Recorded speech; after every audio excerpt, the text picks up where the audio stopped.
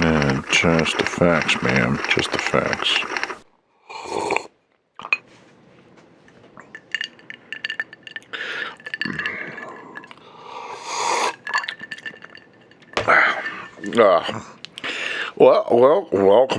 Welcome back to the Fat Report. I've been on hiatus, and it shows.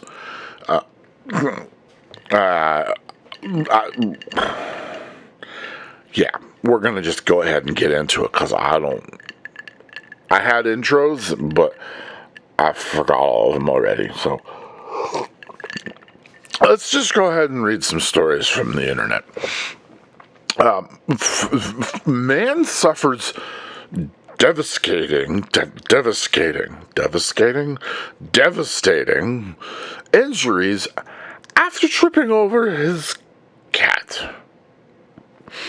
This sounds like this is going to be an interesting, euphemismally filled one. A 59-year-old man, who shall remain nameless, from somewhere in England, was left with several life-threatening injuries after tripping over his pet cat while walking through his home at night. Meow. Meow. You need to pay attention to where you're going, right? Meow. He had gotten up for a cigarette when he stumbled over the feline friend and fell awkwardly, struck his head and upper body with tremendous force. Something seems fishy. The fall resulted in a broken neck, a fractured spine, and 9 broken ribs. Did he fall down the stairs? A cracked skull, and blood in his lungs, and a brain bleed.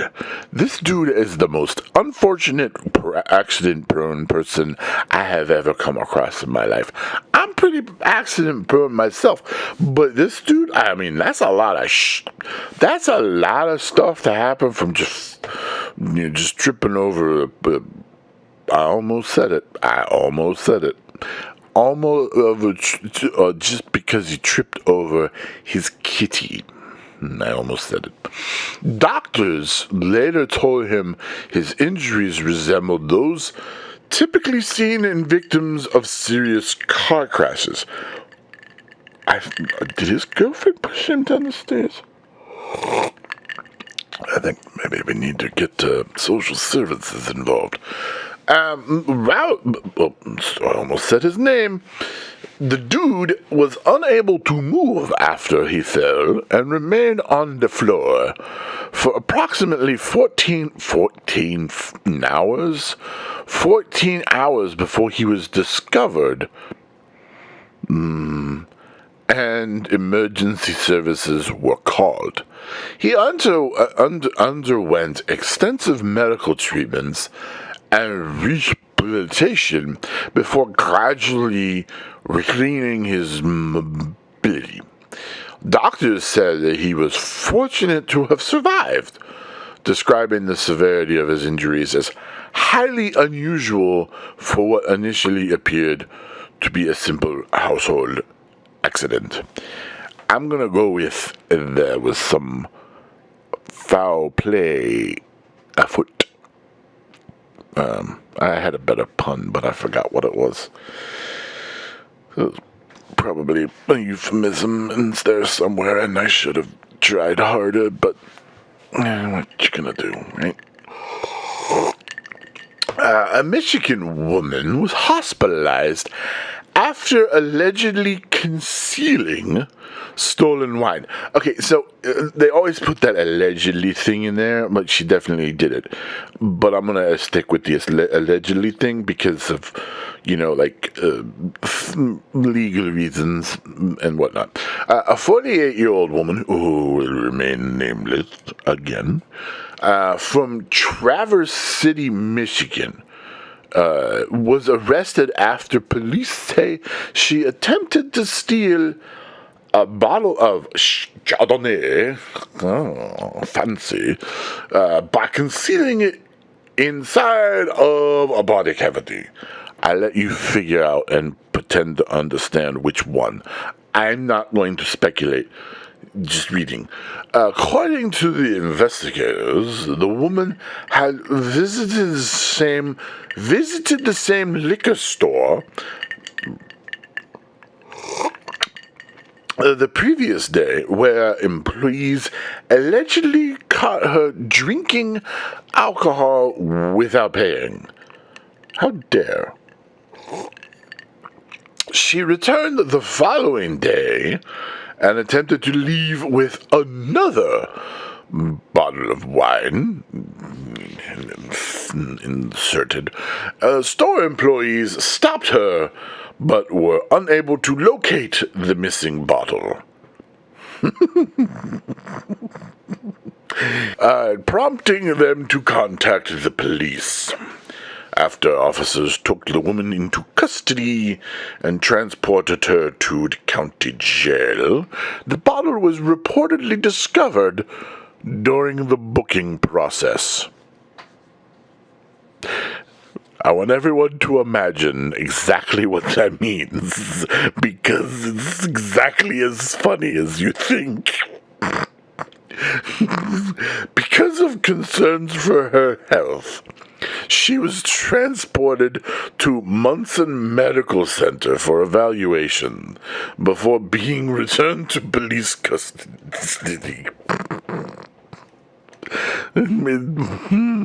She now faces multiple charges, including retail fraud. I mean, I guess you can't be arrested for a water bottle or a wine bottle. Smuggling. Sorry. It's just too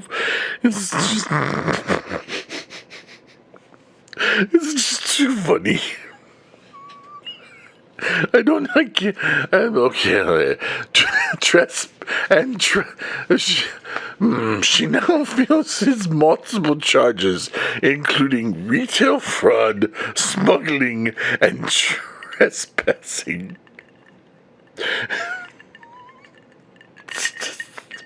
So stupid.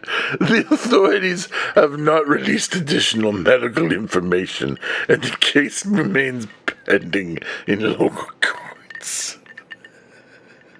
I mean, talk about one person who was really desperate to get drunk.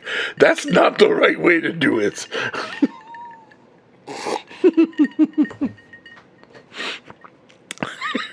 Okay. Oh my goodness, okay. Calm down. Okay, so, yeah, that was pretty much good enough for today. I'm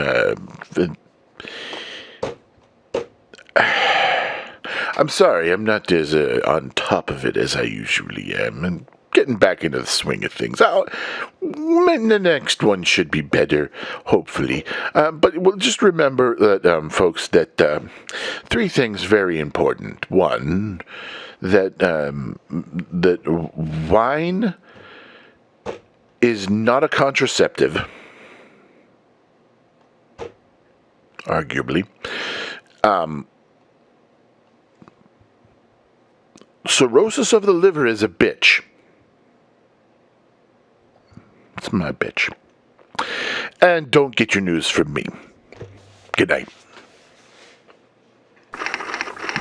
Just the facts, ma'am. Just the facts.